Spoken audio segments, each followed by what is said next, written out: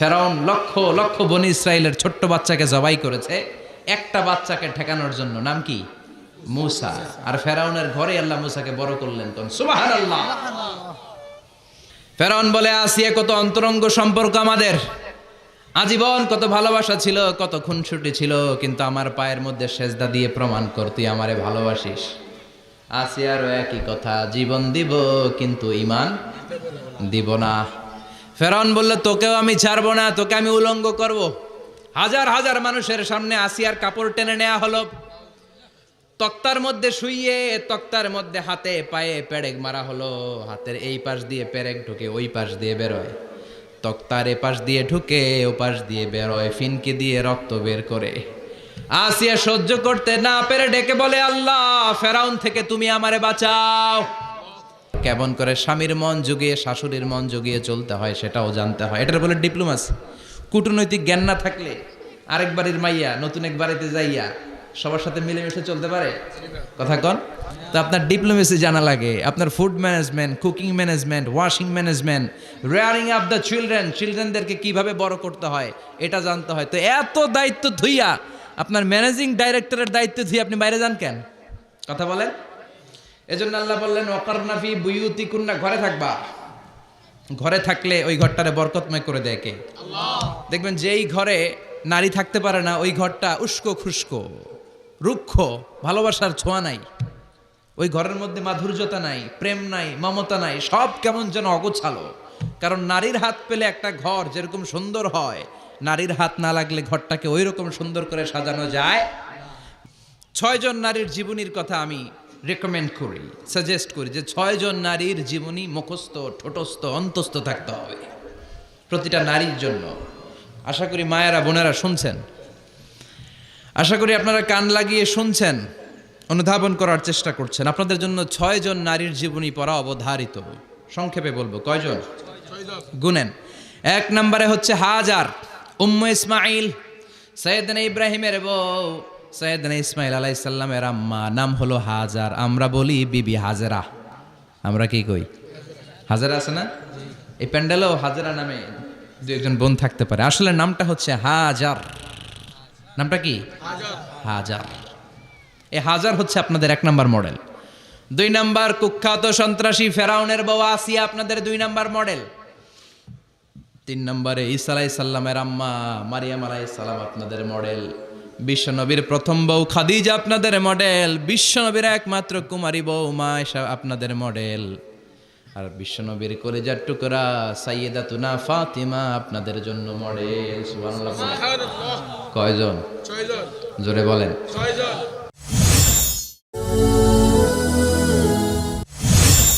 আসিয়া রাদিয়াল্লাহু তাআলা আনহা আলাইহাস সালাম, ফেরাউনের স্ত্রী। এই মহিলা অনেক দামি মহিলা, মুসা আলাইহিস সালামের পালক মা। সুবহানাল্লাহ পড়েন। নিজের সন্তান ছিল না, সাইয়েদনা মুসা আলাইহিস সালামকে মায়ের মতো লালন পালন করেছেন। গোপনে গোপনে মুসা আলাইহিস সালামের উপর ঈমান এনেছেন। গোপনে গোপনে রাত্রিবেলা তাহাজ্জুদ পড়ে চোখের পানি ছেড়ে চাইতেন কার কাছে? ফেরাউনের বউ আর ফেরাউনের ফিনান্স মিনিস্টার, অর্থমন্ত্রীর বউ, 2 জন লুকিয়ে কালিমা পড়ে মুসলমান। ফেরাউন কিছু জানে না। সুবহানাল্লাহ। কি আল্লাহর খেলা! ফেরাউন লক্ষ লক্ষ বনি ইসরায়েলের ছোট্ট বাচ্চাকে জবাই করেছে একটা বাচ্চাকে ঠেকানোর জন্য। নাম কি? মূসা। আর ফেরাউনের ঘরে আল্লাহ মূসাকে বড় করলেন। কোন সুবহানাল্লাহ। লুকিয়ে লুকিয়ে ঈমান আনলো। ফেরাউনের বউ আসিয়া, অর্থমন্ত্রীর বউ, 2 জন মিলে ফেরাউনের কাছে ঘটনা পৌঁছে গেল, খবর পৌঁছে গেল। ফেরাউন ডেকে পাঠালো। দুধের বাচ্চাকে নিয়ে ফেরাউনের অর্থমন্ত্রীর বউ হাজির।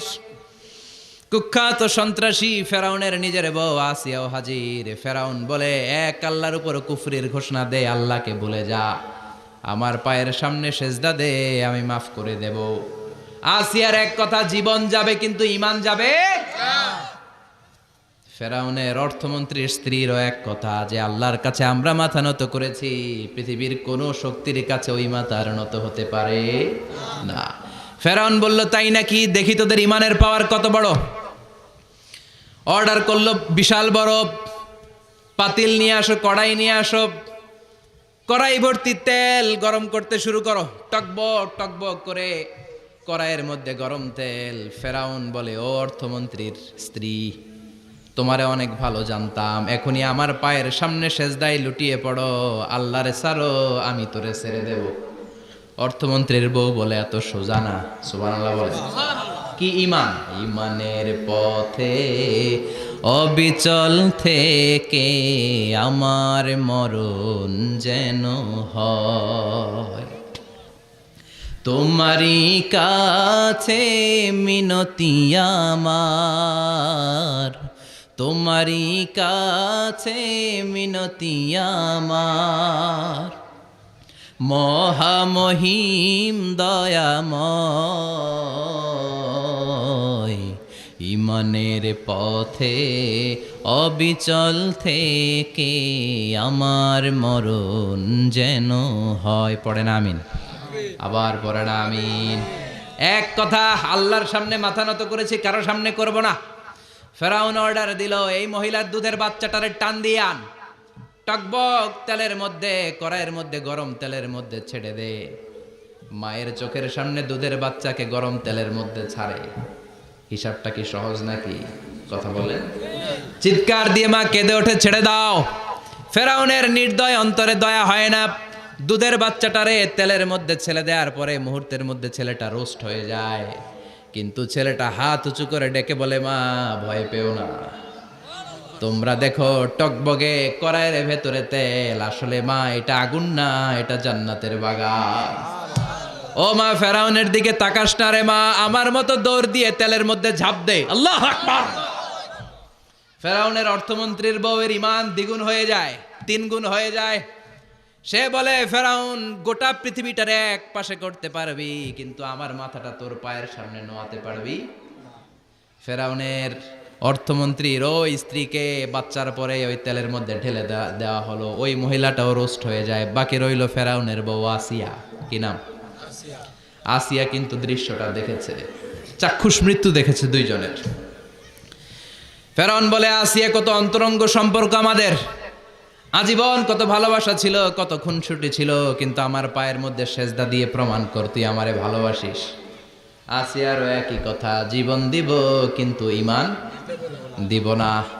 ফেরাউন বলল, তোকেও আমি ছাড়বো না, তোকে আমি উলঙ্গ করব। হাজার হাজার মানুষের সামনে আসিয়ার কাপড় টেনে নেওয়া হলো, তক্তার মধ্যে শুইয়ে তক্তার মধ্যে হাতে পায়ে পেরেক মারা হলো। হাতের এই পাশ দিয়ে পেরেক ঢুকে ওই পাশ দিয়ে বেরোয়, তক্তার এ পাশ দিয়ে ঢুকে ও পাশ দিয়ে বেরোয়, ফিনকি দিয়ে রক্ত বের করে। আসিয়া সহ্য করতে না পেরে ডেকে বলে, আল্লাহ, ফেরাউন থেকে তুমি আমারে বাঁচাও। এই দোয়াটা সূরাতুত তাহরিমে আল্লাহ সরাসরি কোট করেছেন, রব্বিবনিলি ইনদাকা বাইতান ফিল জান্নাহ। ও আল্লাহ মালিক, তোমার পাশে জান্নাতে একটা ঘর বানায়া দিও। এরকম একটা সঙ্গীত আছে না নাই? এই সঙ্গীতটা সরাসরি সূরাতুত তাহরিম আসিয়ার দোয়া থেকে কোট করা হয়েছে। পড়েন সুবহানাল্লাহ।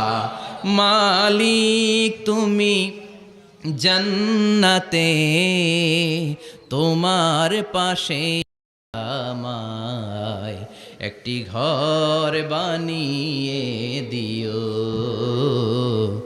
একটি ঘর বানিয়ে দিও, সে বিভীষিকাময় মহাদিনে তোমার প্রতিবেশী করে নিও।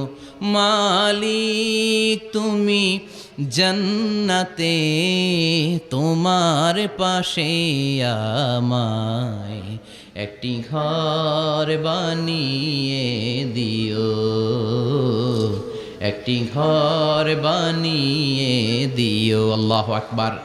সেই 5000 বছর আগের দোয়া আজও আমরা তাফসির মাহফিলে গান বানিয়ে বলি। 5000 বছর আগের কথা আজও আমরা কোরআনের আয়াত হিসেবে পড়ি। আল্লাহু আকবার। কি মাকবুল হয়েছেন মহিলাটা আল্লাহর দরবারে। আল্লাহরে বললেন, আল্লাহ, শুধু তোমার ইবাদতের কারণে আজকে আমার এমন দশা উলঙ্গ হওয়া লাগলো, আমার হাতে পায়ে পেরেক ঠোকা হলো। আল্লাহ, এখন গরম তেলের মধ্যে ছেড়ে দেয়া হবে, তুমি বাঁচাও। আল্লাহ বললেন, জিব্রাইল, আমার জান্নাতটারে আসিয়ার চোখের সামনে তুলে ধর। আমার আসিয়া দুনিয়ার বুকে থেকে জান্নাত দেখে দেখে আমার মেহমান হয়ে আমার কাছে আসবে। আসিয়াকেও গরম তেলের মধ্যে ফেলে দেয়া হলো। দুনিয়ার বুকে থেকে জান্নাতের নমুনাটা দেখতে দেখতে সাইয়েদাতুনা আসিয়া আল্লাহর কাছে চলে গেলেন। পড়েন আল্লাহু আকবার। এজন্য ইমানের পথে অবিচল থেকে আমার মরণ যেন হয়। পড়েন আমিন। তাহলে আসিয়ার জীবনী থেকে আমার মায়েদের জন্য শিক্ষা হলো ঈমান ছাড়া যাবে না, বেঈমান হয়ে মরা যাবে না, মাজারে গিয়ে মুশরিকাদের কাতারে নাম তোলা যাবে। ওই মায়েরা ঈমান কেমন করে রক্ষা করবেন? ঈমান কত বড় দামি জিনিস, ঈমান একজন নারীর মর্যাদা আল্লাহর কাছে কত বাড়িয়ে তোলে। আসিয়ার জীবনে এই শিক্ষাটা আছে না নাই? কথা কম, বোঝা যায়? বোঝা যায়? তাহলে প্রথমে জানলাম কার কথা? হাজেরার কথা। হাজেরার জীবনী থেকে শিক্ষা ছিল তাওয়াক্কুল করতে হবে একজনের উপর, তিনি কে? আল্লাহ। আসিয়ার জীবনী থেকে আমরা কি শিখলাম? ঈমান রক্ষা করতে হবে। জীবন যাবে, ঈমান যাবে, জীবন যাবে, ঈমান যাবে।